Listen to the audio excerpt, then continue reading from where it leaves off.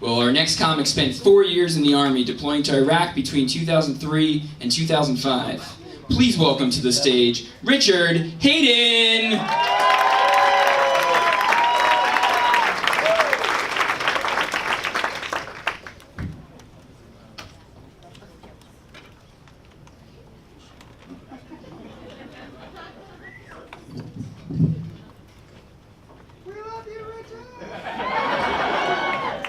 Hello, beautiful people. All right.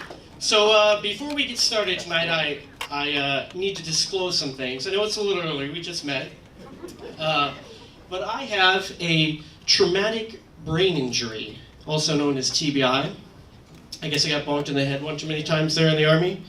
And so, if my thing would work, I have notes. Right. So I'm going to tell you about some of the problems that I have as a disabled veteran and as an asshole in general.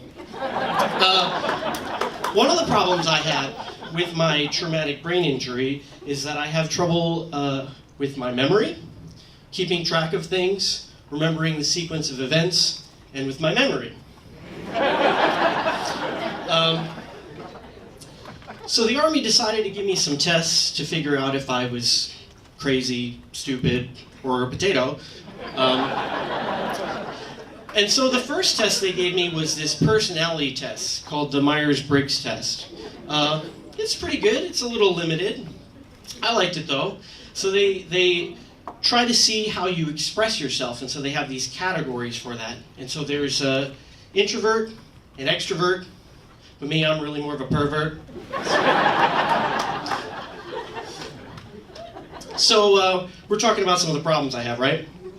So one of those is that I fall in love a little too easily. Obviously with the right women every time.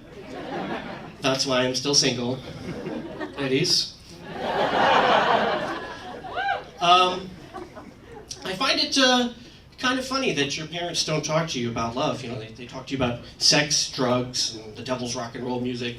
But, you know, they're like, don't go out there and run off the first girl you see and elope and make babies or whatever. And you know, I could use that talk, but whatever. So you know, I just had a series of monogamous relationships and kind of jumping from one to the next and haven't really seen enough of the dating pool there. But it's cool. I've changed this. I have a new plan. You know, I still want to make babies with the girls I meet. I'm just now okay if they bring them up on their own.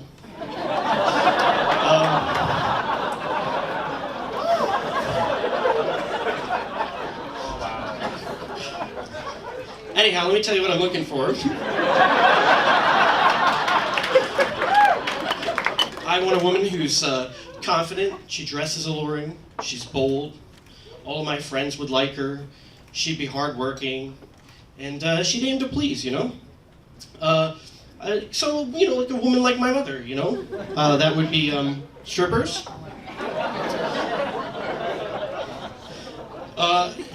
That's okay, so I need a more efficient way of finding these women as well.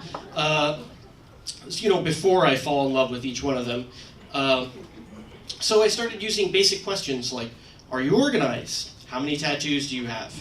Have you ever performed at Cirque du Soleil?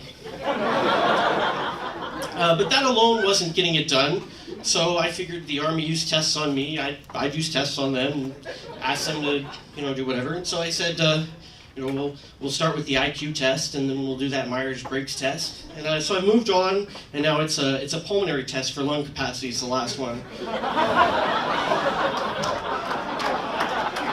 If you thought that was dirty, you made it dirty. This is about love.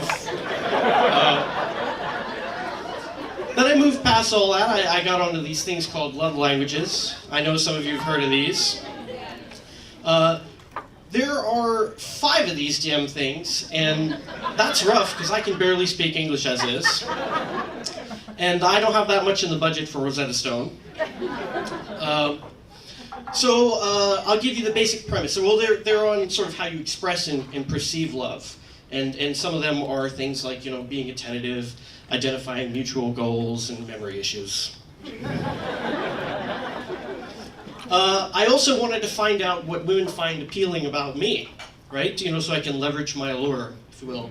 And so I'm pretty sure it's because I'm smart, I dress pretty well, confident. And I have a really big vocabulary.